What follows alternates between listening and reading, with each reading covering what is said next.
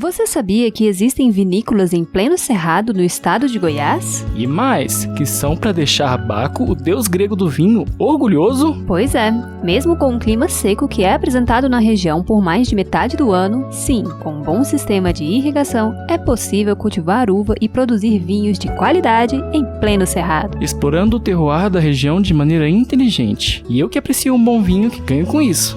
Nesse vídeo falaremos sobre 4 vinícolas em Goiás. A Vinícola Goiás, a Pirineus Vinhos e Vinhedos, a Serra das Galés e a Vinícola Jaboticabal, que produz vinho de jabuticaba. As vinícolas não ficam próximas e é difícil visitá-las de uma vez só, mas vale conhecê-las quando estiver perto delas. Vamos lá? 1. Vinícola Goiás, a vinícola pioneira da região na produção de suco de uva e vinhos de mesa. De 1998, foi fundada por Danilo Rásia e Vanilda Padilha Rásia, que vieram do sul, de Bento Gonçalves, para transformar a paisagem seca e retorcida do Cerrado em Itaberaí, Goiás. Conseguiram com sucesso cultivar as parreiras na região, produzindo sucos de uva Del Nono, que são uma delícia. É possível visitar a região das parreiras, que é bem grande. Nota-se que elas são fechadas em cima devido ao excesso de sol existente no cerrado. Também é possível, mediante prévio agendamento, realizar uma degustação com direito a frios e queijos para harmonizar. Uma maravilha! Fomos recebidos com tanto amor que foi tudo de bom.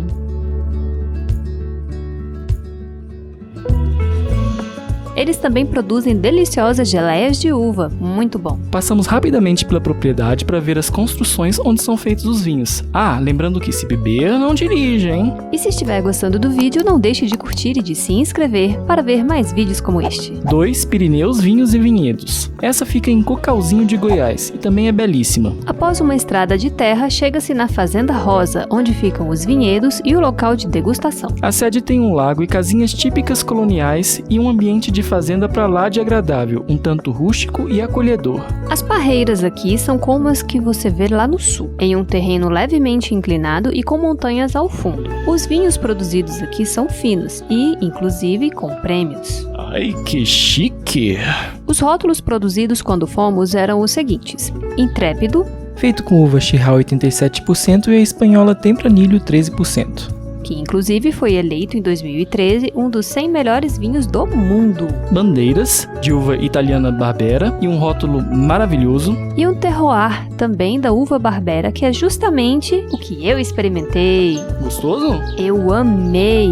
Aô, Goiás, bom demais, sou! Até vinho tem nessa terrinha boa. A produção do vinho em si não é na fazenda, lá ficam somente as parreiras. Para fazer degustação, é necessário agendar previamente com a empresa Caliandra Gastronomia, que é responsável por fazer as degustações harmonizadas. 3. Serra das Galés. Essa fica em Paraúna e é a vinícola mais industrial dentre as mostradas aqui. Nela dá para entrar na área de parreiras e vê-las de perto. Quando fomos, havia uvas verdes. Com um bom sistema de irrigação, mesmo na região tão seca, é possível cultivar vinho de qualidade. Fizemos um tour guiado para conhecer o processo de fabricação na vinícola, aprendendo com um enólogo com detalhes sobre como é fabricada, com direito a ver todo o maquinário envolvido até o engarrafamento. Olha só os tonéis onde são armazenados. A vinícola produz suco de uva, vinhos finos das variedades da uva Chirá, Touriga, Cabernet Sauvignon, Malbec e Tempranillo, e vinhos de mesa das variedades Isabel, Violeta, Niágara e Lorena. Produzem cálices cristãos da Santa Ceia para evangélicos e também produção de uvas passas. A melhor época é entre os meses de junho e julho, quando há mais uvas nos pés. 4. Vinícola Jaboticabal. Essa, em Hidrolândia, é um pouco diferente.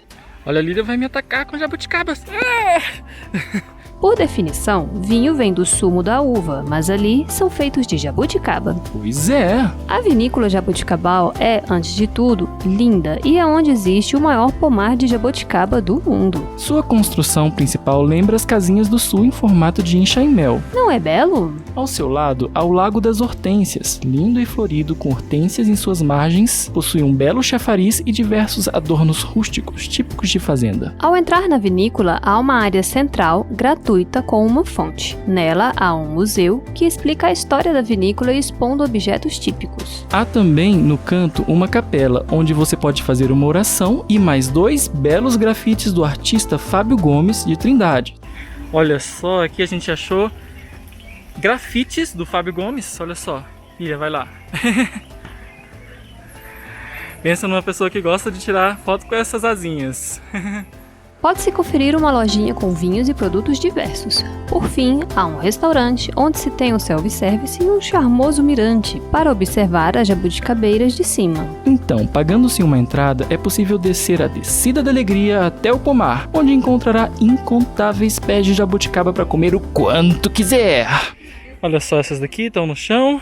Lilian está fazendo de conta que está fazendo vinho delas, tipo antigamente a galera pisando. Além disso, há um rio onde se pode banhar. Estava marrom por causa das chuvas, mas normalmente a água é cristalina. Para entender o processo de fabricação dos vinhos, é necessário visitar em dia de semana, por meio de um tour rápido e sem custo adicional. Não podemos ver, pois visitamos num domingo. Melhor época. É aberta a visitação quando há jabuticaba no pomar, e isso ocorre normalmente entre setembro e novembro, com variações a depender do ano. É isso. Gostou? Inscreva-se no canal. Deixe um joinha. Nós somos os viajantes de estação em estação. Veja os nossos outros vídeos no canal sobre Goiás. Vai gostar!